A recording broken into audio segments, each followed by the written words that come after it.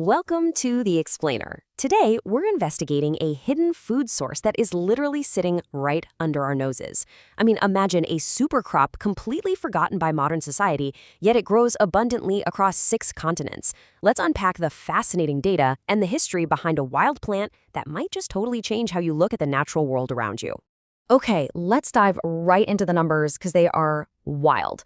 We're looking at an unnamed root that produces 16 times more food yield than traditional crops. And the crazy part? Zero farming required. No tilling, no tractors, no massive irrigation systems. It just grows. Honestly, it almost sounds like science fiction, doesn't it? So what if the ultimate super crop is actually hiding right in your backyard? The sources we're looking at detail a plant that requires absolutely no wheat fields, no annual planting, and zero fertilizer. Yet, despite being completely wild and self-sustaining, it just completely outproduces our conventional agricultural crops. It's essentially a permanent food source nature already perfected, completely unbothered by all those heavy inputs modern farming demands. To really understand this, we've got to look back at the historical data. In 2010, researchers led by Anna Ravidin published this groundbreaking study in the Proceedings of the National Academy of Sciences. They actually examined ancient grinding stones from Italy, Russia, and the Czech Republic, dating back 30,000 years. And get this, embedded in the microscopic crevices of those stones were preserved starch grains. This literally proved that Ice Age women were extracting carbohydrates and making bread 20,000 years before anyone planted the first wheat seed in the Fertile Crescent. They were baking bread while mammoths were still walking the earth. How cool is that? And here's the big reveal. The plant those Ice Age populations were grinding up is typha, which we commonly know as the cattail. Yep, that brown, hot dog-shaped plant you probably walk past all the time in marshes and roadside ditches. And it wasn't just some Ice Age European staple either. The source highlights that this was a universal human staple for tribes like the Apache, Navajo, and Lumbee in North America, as well as the Noongar people in Australia. Different continents, entirely different cultures, but the exact same supercrop solution. And this brilliantly illustrates exactly why our ancestors prized it so highly. Just look at these yields. 1 acre of wheat gives you roughly 200 to 400 pounds of flour. Meanwhile, 1 single acre of cattails yields a massive 6,475 pounds of flour per year. That is 16 to over 30 times more flour from the exact same amount of land.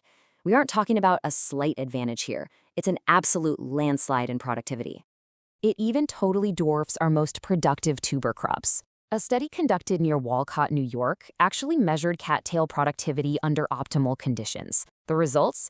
They harvested 140 tons of rhizomes, that's the root mass, per acre. To put that into perspective for you, the average potato yield in the US is about 20 tons per acre. So the cattail is producing 7 times more root mass than America's most celebrated tuber. Now, you might assume a swamp weed lacks nutritional value, right? Well, the nutritional science tells a totally different story. Cattail rhizomes are up to 70% starch by dry weight, which basically rivals pure cornstarch. Its caloric density matches wheat flour almost exactly at 266 calories per 100 grams. Plus, it has protein comparable to rice and maize, and unlike a lot of processed modern foods, it provides superior trace minerals, things like manganese, vitamin K, magnesium, and dietary fiber. It is a legitimate nutritional powerhouse. So that brings us to the obvious question.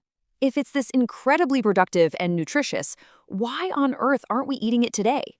Well, the source material points us straight toward economics, bringing us to this massive number, $260 billion. That is the annual value of the global flour market. Wheat alone accounts for 44% of that market. It's this incredibly massive, intricately structured global supply chain that pretty much defines how we eat. This builds a really fascinating economic picture. Our source imparts an interesting argument regarding agricultural economics here. Modern agriculture relies heavily on recurring transactions. Farmers buy patented seeds annually alongside fertilizers and pesticides to generate recurring revenue. The cattail, conversely, thrives naturally. It requires no fertilizers, no pesticides, and spreads completely for free. According to this source, this wild, unpatentable plant is largely ignored by commercial agriculture simply because a permanent food source generates zero recurring transactions and therefore zero corporate investment. Historically speaking, this economic shift actually had physical consequences on the landscape. The source neutrally notes that over the last 2 centuries, European settlers drained 90% of American wetlands to make way for input-heavy commercial agriculture, stuff like wheat, corn, and soybeans. As those vast habitats were converted into modern farm fields, the surviving cattails were eventually reclassified by agricultural agencies, not as the vital food source they once were, but rather as an invasive, nuisance species that required chemical and mechanical removal. So, the crucial point here is that while market dynamics and land use shifted away from the cattail, modern peer-reviewed science is actually stepping up right now to validate the ancient wisdom of indigenous peoples. The scientific community is rediscovering exactly what makes this plant so incredibly special, totally independent of its commercial viability. The global research we do have tells a pretty remarkable story. In a 2012 Brazilian study published in a respected journal, scientists found that cattail flower contains flavonoids and saponins that significantly protect against intestinal inflammation, showing major potential for things like inflammatory bowel disease. And a 2014 Polish study found that the molecular structure of cattail starch matches emmer wheat so perfectly, it actually functions as a direct one-to-one baking substitute in traditional recipes. And nature designed this thing to be endlessly abundant. As this quote from the source beautifully captures, a single seed head contains up to 200,000 wind-dispersed seeds. Each one of those seeds can establish a new colony, expanding outward year after year through these vast, unstoppable underground rhizome networks. Like the source says, you cannot stop this plant. You can only decide whether to eat it or ignore it. Now, if you do decide to eat it, the process is surprisingly straightforward. You definitely don't need a factory. You just harvest the rhizomes in late fall or early spring, digging about 6 inches to 2 feet deep into the mud. You wash off that mud, peel away the fibrous outer layer, and grate the fresh white core directly into cold water. The heavy starch naturally sinks, the fiber floats, and you simply pour off the fiber. Let the starch dry, and boom, you have a seemingly endless supply of flour, using nothing but a little patience and a bucket of water. And once you have it, the culinary uses are honestly fantastic. You can use it as a direct wheat substitute for flatbreads and pancakes. Yes, you can literally make swamp pancakes. It's also an excellent thickener for soups and sauces. A lot of foragers like to blend it 50-50 with conventional flour. It's got this mild, slightly sweet flavor with absolutely zero of that bitterness you sometimes find in wild foods. Plus, in the early summer, the plant produces a bright yellow pollen you can collect and use as a highly nutritious protein supplement. It's literally one plant giving us multiple phenomenal food products. As you've seen, nature's 30,000-year-old solution requires no planting, no watering, and no complex supply chain. It simply grows.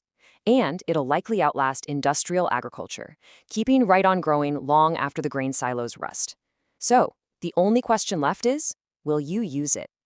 Thank you so much for joining me for this explainer. I really hope this structured look at the data sparked your curiosity about the incredible resources hiding right in your own backyard. Keep learning, and I'll catch you next time.